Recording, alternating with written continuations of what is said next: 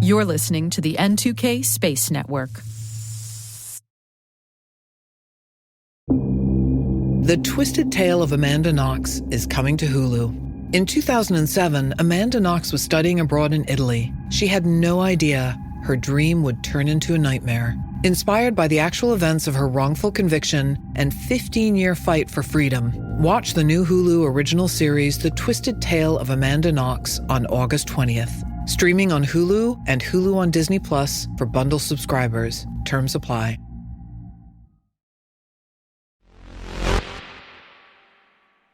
Today is August 15th, 2025. I'm Maria Varmazes, and this is T-Minus. T-minus 20 seconds to LOS. T-dress to go for deploy. Roger roll.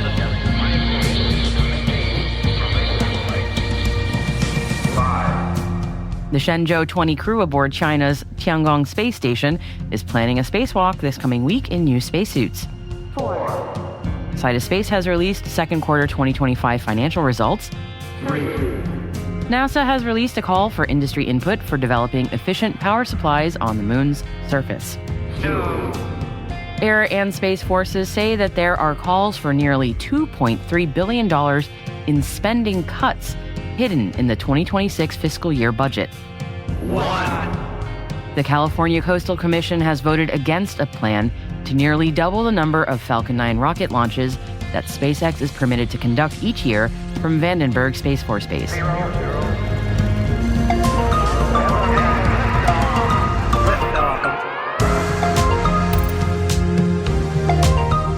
After today's headlines, our colleagues at NASAspaceflight.com will be bringing us the weekly space traffic report, wrapping up the launch news from the last 7 days and taking a look at what's to come this coming week.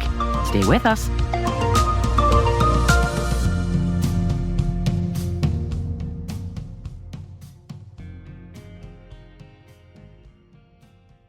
Happy Friday, everybody. It's over. The week's over. You made it. Let's dive into our Intel briefing. It's not such a happy day for SpaceX, who are once again facing an application rejection. The California Coastal Commission has voted against a plan to nearly double the number of Falcon 9 rocket launches that SpaceX is permitted to conduct each year from Vandenberg Space Force Base. Last October, the Commission voted to oppose a previous SpaceX launch expansion from 36 to 50 at the installation. 51 rockets launched last year from Vandenberg. SpaceX Falcon 9s accounted for 46 of them. So SpaceX is looking to almost double the launch cadence again from 50 to 95.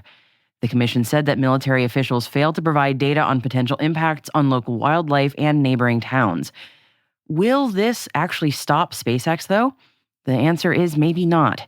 The U.S. government can merely override the objections of California regulators and approve the latest plan, as they did following last year's rejection. The U.S. Department of the Air Force has taken the position that the proposed launch expansion at Vandenberg is a federal activity exempt from further state oversight.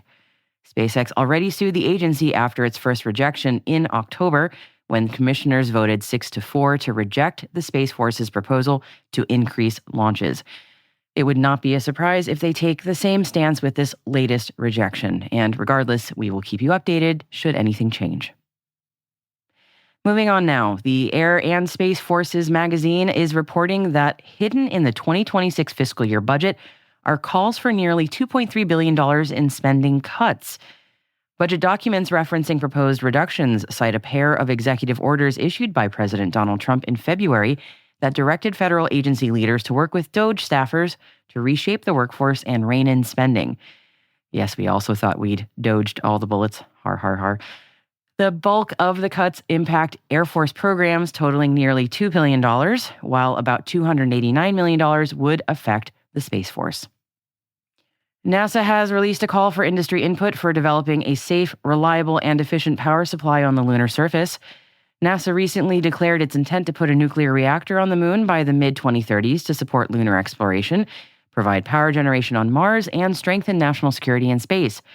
The fission surface power effort is part of the U.S. Space Agency's effort to engage the commercial space industry in powering the lunar economy and enabling future human exploration on Mars. NASA plans to work with industry to design a fission surface power system that would provide at least 100 kilowatts of electrical power, have a mass allocation of less than 15 metric tons, and use a closed Brayton cycle power conversion system, which converts heat to electricity. More details about the request for information can be found by following the link in our show notes. Moving on to business news now, and Sidus Space has released second quarter 2025 financial results. The satellite company reported revenue of $1.3 million, up 36% compared to $928,000 in Q2 2024. The company completed a capital raise during the quarter to fund key technology initiatives, including the dual-use multi-domain Fortis VPX product line, which supports applications across air, land, sea, and space. They also released details about their Lizzie Lunar to address the moon's unique operational challenges. We're glad to see them among the space companies making progress this year. And we'll finish up today's Intel briefing with news from China's manned space agency. The Shenzhou 20 crew aboard China's Tiangong space station is planning a spacewalk this coming week. It'll be the third extravehicular activity for the crew during their stay on China's orbiting lab, but the first with newly arrived spacesuits. The new extravehicular spacesuits arrived last week as part of the Tianzhou 9 cargo delivery to the orbiting lab. China's manned space agency says the astronauts are in good physical and mental health and are fully prepared for their next EVA.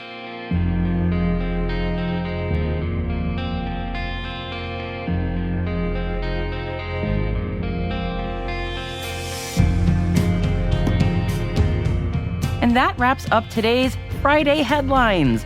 NSF has the latest launch news coming up, but before we get to that, I'm going to turn to N2K senior producer Alice Carruth now. And Alice, do you have any extra stories for us today? Just a brief one from CBS on York's preparations for Golden Dome. I feel like that's every space company right now. You can read more about all the stories mentioned throughout the episode by following the links in our show notes. Those links are also included on today's episode page on our website, space.n2k.com. Hey T-Minus crew, tune in tomorrow for T-Minus Deep Space. It's our show for extended interviews, special editions, and deep dives with some of the most influential professionals in the space industry. And tomorrow, we have SIFT CEO Kartik Golapudi talking about solving the hardware-software problem in aerospace. It is a really fascinating chat. Definitely tune in and check it out while you're enjoying what I hope will be a lovely weekend. Don't miss it.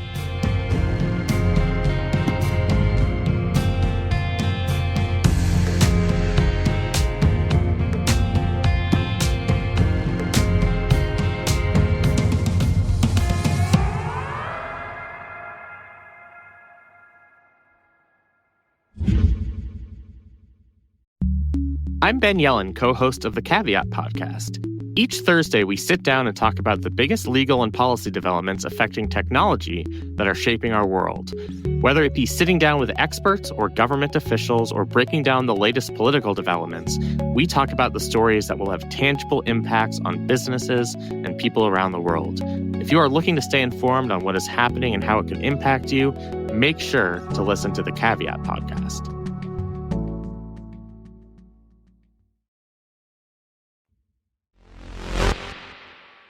Let me hand you over now to our partners at nasaspaceflight.com.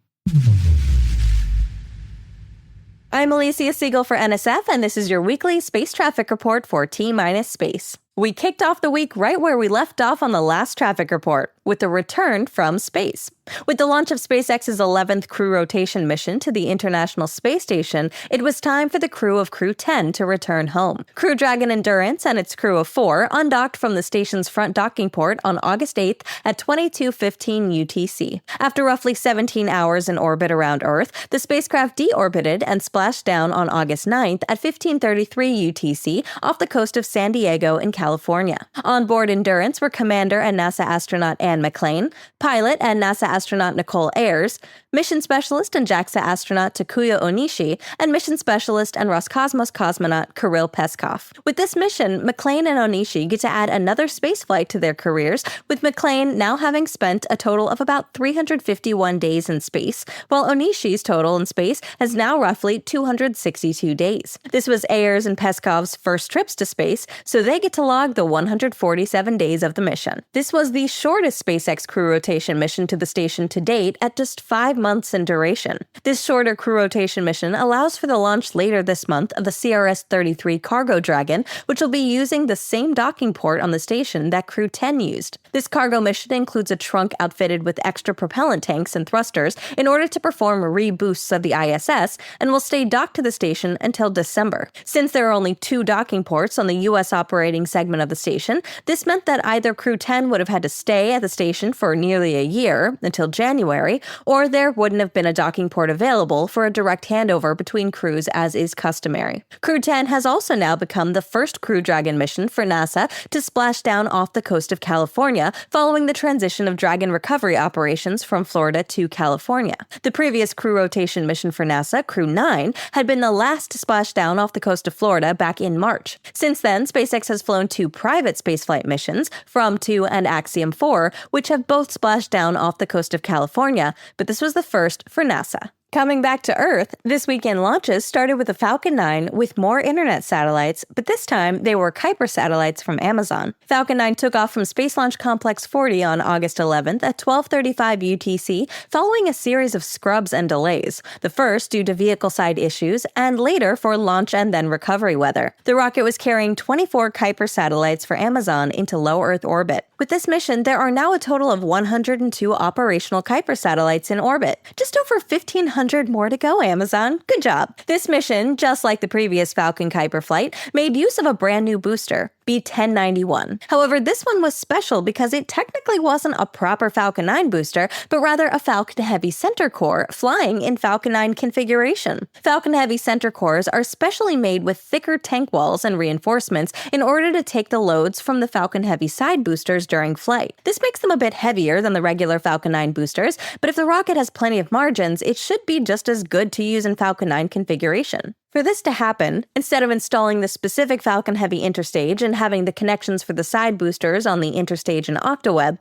the booster is just outfitted with the regular Falcon 9 interstage and normal Falcon 9 octaweb hardware. Now, the whole reason that SpaceX is doing this is because when these center cores fly on Falcon Heavy, they rarely get recovered, let alone reused. This means that the bulk cost of building one of these goes away in just one flight. Whereas, if they instead use it as a Falcon 9 booster first and fly it a few times, then at least they can recoup some of the expenses of having to build it in the first place before flying it on a Falcon Heavy mission as a center core and most likely expending it. From Florida, we go to French Guiana, where this week we had the 3rd flight of the Ariane 6 rocket. Liftoff happened on August 13th at 37 minutes past midnight UTC, with Ariane 6 carrying the METOP SGA-1 satellite for the European Space Agency and EUMETSAT. The METOP SGA-1 is a weather observation satellite, part of the Meteorological Operational Second-Generation Satellite System, which is what gives the satellite's METOP SG name. The system consists of 2 series, the METOP SGA and METOP SGB series. The A series of satellites carry primarily optical instruments, while the B series of satellites carry primarily microwave imaging instruments. There are 3 planned satellites per series for a total of 6 satellites in this constellation, with this being the first of the A series. Some of the instruments on board the A series of satellites include a visible and infrared imager, a radio occultation instrument, a multi-viewing, multi-channel, multipolarization imager, and also ESA's Sentinel-5 spectrometer. This array of instruments will allow the satellites to gather weather information in greater detail than the previous generation. The data gathered from these satellites will better help scientists on the ground to improve weather forecasts, as well as study Earth's ever-changing climate patterns. 19 minutes after Ariane 6's liftoff from French Guiana, ULA's Vulcan rocket also lifted off on its 3rd flight, carrying the USSF-106 mission of the U.S. Space Force into geostationary Earth orbit. This was a mission of first for ULA and Vulcan. This marked the first launch of Vulcan for the U.S. Department of Defense after having been certified to fly on the department's national security space launch missions earlier this year. This was a major win for ULA as it demonstrated that its long-delayed Vulcan rocket could finally start delivering military payloads into orbit. ULA is in fierce competition with fellow launch company SpaceX, who has already taken several lucrative launch contracts from ULA's hands, both from the military and also from NASA. ULA will now need to demonstrate that it can keep the cadence and continue delivering future future payloads with Vulcan, including for Amazon's Kuiper constellation, which has dozens of launches under contract with this rocket. One of the other firsts for this mission was that it was the first flight of Vulcan on its 4 solid rocket motor configuration, with the previous 2 flights carrying only 2 of them. With its 4 GEM 63XL solid rocket motors and its 2 BE-4 engines, this launch also marked the most powerful rocket ever launched by ULA, surpassing the thrust of the Atlas V in its 5 SRB configuration. From the US, we go to China. A Changzheng 5V rocket, fitted with the Yuanzhong 2 kickstage, launched from Wenchang on August 13th at 6:43 UTC, carrying another batch of Guowang internet satellites into low Earth orbit. This was the 8th dedicated operational launch for this constellation, which now brings the total number of Guowang satellites launched into orbit up to 67. This week, we also had a doubleheader of Starlink missions, with the first taking place from Vandenberg on August 14th at 5:05 UTC. The mission was carrying 24 Starlink V2 mini satellites into low Earth orbit. The booster flown on this mission, B-1093, was flying for a 5th time and successfully landed on SpaceX's drone ship Of Course I Still Love You. A few hours later, at 12:29 UTC, another Falcon 9 launched from Florida, carrying a batch of 28 Starlink V2 mini satellites into low Earth orbit. The first stage for this mission, B-1085, was flying for a 10th time, and it successfully landed on SpaceX's drone ship Just Read the Instructions. With these 2 Starlink missions, SpaceX has now launched a total of 9,394 Starlink satellites into orbit, of which 1,234 have re-entered, and 7,103 have moved into their operational orbits. Wrapping up the week, we had the 3rd launch of Landspace's Zhuche 2E rocket from Zhoushuan. Unfortunately, it doesn't seem like this was a fully successful launch. Unconfirmed reports on Chinese social media indicate a potential failure of the 2nd stage thrust vector control system during ascent, leaving the stage unable to control its steering, deviating it from its trajectory. Going into next week, we expect the launch of a Soyuz 2.1A rocket from the Baikonur Cosmodrome, carrying the Bion-M No. 2 spacecraft. What's interesting about this launch is that the Bion-M spacecraft are based on the Vostok spacecraft that flew way back during the early days of human spaceflight in the early 1960s. Aside from their use with humans on board, back in the day, they would also use these to fly film cameras that would then be recovered and analyzed afterwards for reconnaissance. Of course, now with digital cameras, this is no longer needed, but they're still being used to carry certain experiments into orbit that they can then recover afterwards for inspection. You know the saying, if it ain't broke, don't fix it? Well, in this case, they've been carrying that out now for over 60 years, hence why they're still using a modernized version of the Vostok capsule. From the United States, we also expect a couple of Starlink launches from Vandenberg, both of which will be heading southwest. So if you're in Southern California, you may be able to see them, but be mindful that this isn't the kind that hugs the coast, and they will be going away from you. These will also happen a few hours after sunrise, so the viewing conditions may not be perfect. Also next week, we'll have the USS F-36 mission from Florida. This will be the 8th launch of the secretive X-37B space plane from the U.S. Space Force, and it'll be the 3rd time it's launched on a SpaceX rocket. The first time it was on a Falcon 9 back in September 2017, and the second was just a few years ago in December 2023 on board a Falcon Heavy, which sent the spaceplane out into a highly elliptical orbit. This mission will see the first stage booster attempting a landing back on Landing Zone 2. You may recall that SpaceX recently retired Landing Zone 1. So with this return to land, it also means we should expect sonic booms across the eastern coast of Central Florida. Next week, we may also potentially have an Electron launch from New Zealand, but that's yet to be confirmed by Rocket Lab as of recording, though notices have started to be published. Once that's confirmed, I'm sure our next spaceflight teams will add it to our database. So if you want to stay up to date about that and any more upcoming launches and events, be sure to download the Next Spaceflight app on your phone or visit the website at nextspaceflight.com. I'm Alicia Siegel for NSF, and that's your weekly space traffic report. Now back to T-Minus Space.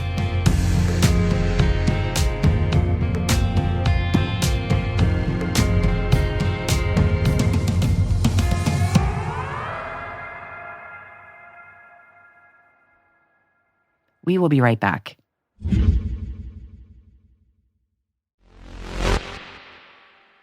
Welcome back. One of the many questions the James Webb Space Telescope was created to help us answer is one of the all-time biggies. Are we alone in the universe? Webb has instrumentation that helps us get a closer look at exoplanets, especially ones that are in the Goldilocks zone or the habitable zone, just the right distance from a star, just the right temperature range for maybe an Earth-like environment that maybe might harbor good conditions for life. So yeah, not too hot, not too cold, just maybe just right. And there are a decent number of exoplanets out there in the universe in that Goldilocks zone, so we do have some contenders to examine in hopes that maybe we'll find some positive signs in the whole "is there anyone else out there" question. One such exoplanet I know I had some high hopes for was TRAPPIST-1d, which is part of the TRAPPIST-1 system that has, as far as we have seen anyway, the most Earth-like rocky planets orbiting a single star. And TRAPPIST-1d is, again, a rocky planet in that Goldilocks zone from its cool red dwarf star. Like us, it's the third rock from the sun. Unlike us, though, it completes its orbit around the sun in a mere 4 days, because it is 2% the distance to its star that we are to ours. So not the same, but some similarities. But according to a new study using data from Webb, unfortunately, we got to strike TRAPPIST-1d from the list of potential earthy planets. That is a bummer. Caroline Piaule-Gorayeb from the University of Chicago and Trottier Institute for Research on Exoplanets at the Université de Montréal, who is the lead author of this study published in the Astrophysical Journal, says, sadly, TRAPPIST-1d does not have an Earth-like atmosphere. And she added this: there are a few potential reasons why we don't detect an atmosphere around TRAPPIST-1d. It could have an extremely thin atmosphere that is difficult to detect, somewhat like Mars. Alternatively, it could have very thick, high-altitude clouds that are blocking our detection of specific atmospheric signatures, something more like Venus. Or it could be a barren rock with no atmosphere at all. Cue the sad trombone from folks like me who are so looking forward to some promising news, but don't give up yet on the TRAPPIST-1 system. Piaule-Gorayeb added this: all hope is not lost for atmospheres around the TRAPPIST-1 planets. While we didn't find a big, bold atmospheric signature at planet D, there is still potential for the outer planets to be holding onto a lot of water and other atmospheric components. I am keeping my fingers crossed.